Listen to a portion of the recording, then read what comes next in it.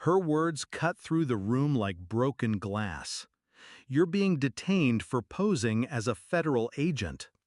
Every head turned. The chatter stilled. My sister's voice dripped with venom, her smile sharp, confident. She thought she had cornered me. She thought the badge around my neck was just a prop. I didn't flinch. I let the silence stretch until it suffocated her smirk.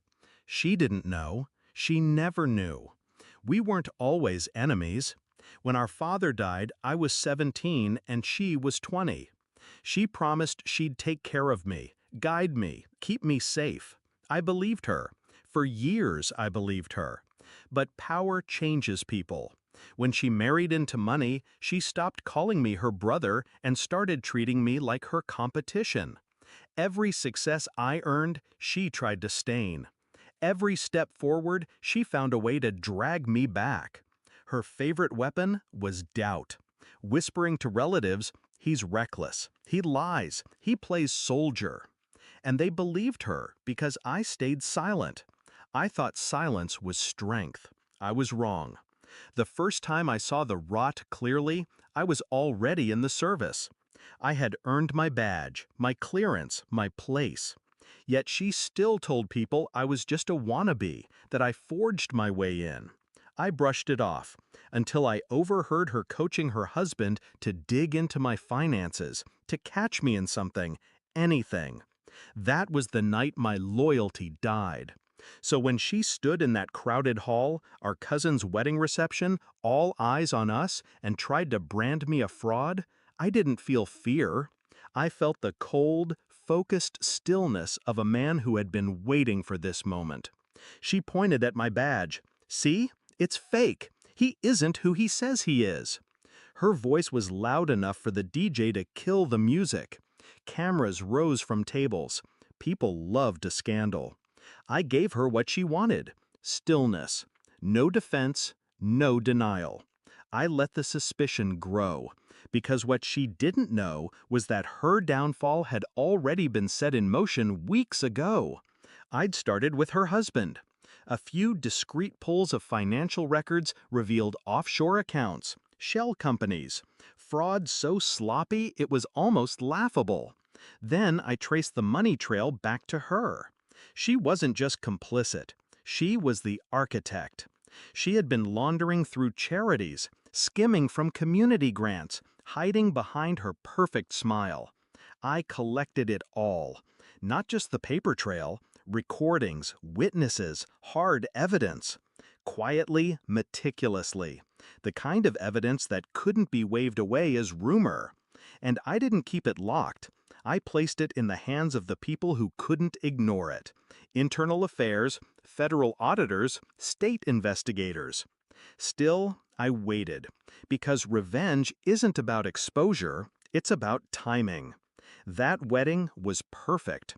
The room full of power brokers, judges, and reporters. She had chosen the stage, thinking she'd humiliate me.